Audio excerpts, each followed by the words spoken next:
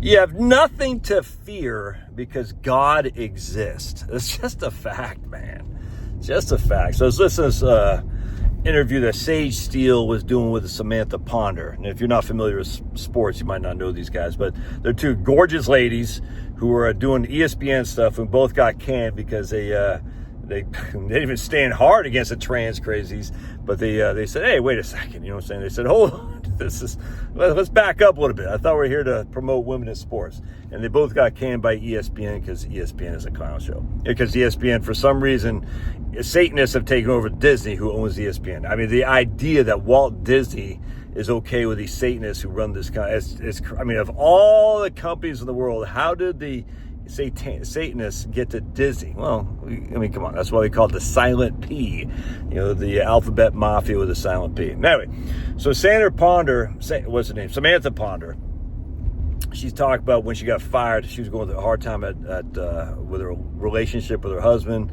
Had some health issues, and all of a sudden getting the rug pulled out from under her. She's like, man, it was just a dark, dark place when I got fired. So I was like, I felt all alone. And I haven't listened to the whole interview, so I assume she's good to go with her husband. I haven't listened to it, but I don't know, but I presume she is. Anyway, and she goes, I was a dark, dark place, so I just got on my knees, and I said, you know, basically I said, she was crying, and all of a sudden, out of nowhere,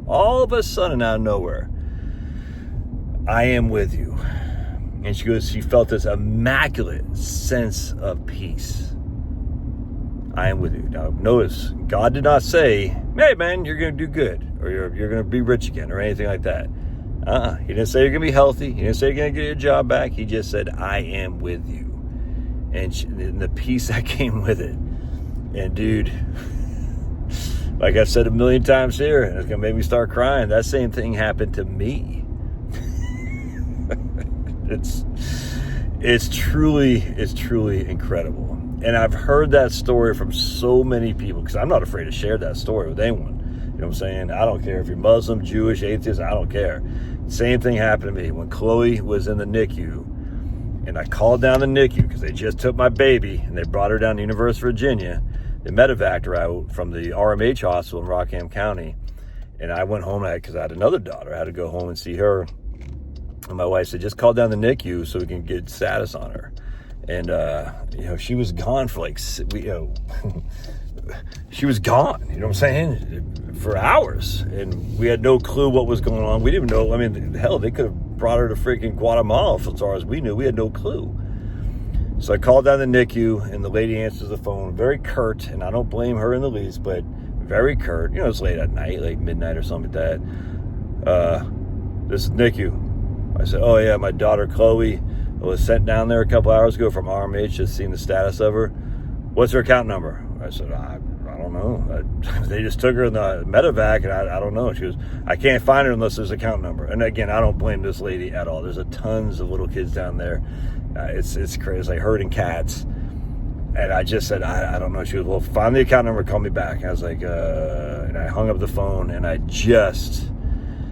was in a pure panic. I said, I mean, I don't even know what I said. I've never felt so hopeless in my life. And I got on my knees, I started crying, and I said, God, and then God said to me, it's okay. It's okay. It's like this incredible feeling of peace. It's okay. No, it wasn't my brain being protective, taking protective measurements so I don't do something bad. It wasn't my brain saying, oh yeah, we're going to protect you, make you feel a certain way. No, it wasn't that. It was God, maybe the Holy Spirit, probably the Holy Spirit, but God speaking through the Holy Spirit, God gathering me up in all his, well, not all his glory, his very minimal glory in this case, because all his glory, I wouldn't survive, but hugging me with the hands of the Holy Spirit or God himself touching me, touched my heart, saying it's going to be okay. He did not say, Josh, Chloe's going to be okay. Josh will be a millionaire. Josh will be famous on YouTube. He didn't say anything. He just said it's going to be okay. It's okay. Yeah, he said it's okay is what he said. And even now I look back and said, did that really happen? And I know it did. But even now it's still like, did I just make that up? You know what I'm saying? I didn't. But I always, it was such a immense thing that happened, you still say, did I just you always wonder in the back, well, actually, you say, did that really happen? And it did. And it happened to me, happened to Samantha Ponder. I think it's Samantha Ponder. And it's happened to people if not you yourself. In fact, if it happened to you, put in the show notes so we can, tell other people they're not alone. And that, as 25 years goes by, this is 21 years now. As 21 years goes by, not 22 years, 22 years goes by, it's easy to forget, you know what I'm saying? But we don't want to forget. And as such, if you know God exists, what are you scared of? I mean, that's literally, and you can get all the debates about the true religion and all this. Frankly, it just bores me. I'm like, whatever. Does God exist? Yes or no? And if the answer is yes, what are you scared of, dude? What are you scared of? Now, are you doing what you're supposed to be doing? You see what I'm saying? Are you doing what you're supposed to be doing?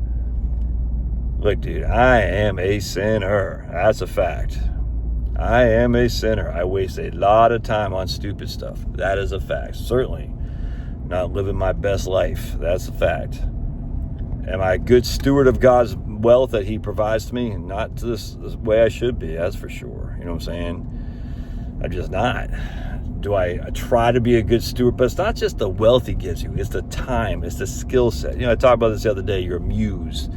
M-U-S-E. Are you using your muse correctly, or are you wasting away? Dude, trust me, man. I'm the biggest waster way there is, for sure. It's embarrassing, actually. It's shameful. And are you doing the same thing? We don't want to be wasting, because remember, it's the parable of the talents, man. God gives you a skill, you max out to help God. Well, not help God, I didn't need your help, but to help God's people. And God's people are every single human being that walks this earth. Are you helping God's people with whatever skill set he has given you or not? If the answer is you're not, that's not where you want to be. And if the answer is you're not because you're scared, well, that's not where you want to be either. You got to rectify that, because God conquers all things. It's just a fact. Satan is able to pull you in easy with, falsehoods of glory, of wealth, of hot chicks, the whole thing. God conquers all at the end.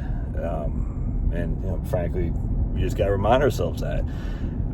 My biggest thing is I don't think I fear God enough. And I think that's one of the drawbacks about modern Christianity. It's like, Jesus is basically a hippie. That's one of my concerns with making Jesus God, is that, it's just a hippie, essentially. Well, God is a jealous God, and God can be very, very angry. And I don't think we fear God enough. I heard that from some church a long time ago when I first really started getting into kind of like Jesus, saying, oh man, and reading Paul and stuff, and just like Jesus just wants us to love. And I never, not like say it's a hippie, but hey man, it's all good, just love and love and love. And it's Jesus this, Jesus that, Paul this, Paul that, through Jesus and whatnot. And I'll never forget, I heard this guy preach, and he goes, we've turned God into a caracaricature through his son Jesus Christ, essentially. And that's not good. Fearing God is the first thing. And frankly, I just don't enough. I know that for a fact. Without the fear, that it's kind of like your parent. If you're not worried about your parent putting you in timeout or spanking you or taking away your car keys, you can keep doing bad things. And if you're not fearful of God, you'll keep doing bad things. Like, I'm a living testament to that right now. So anyway, just thought I'd share that with you. All right, God bless. Love your thoughts. We'll see you.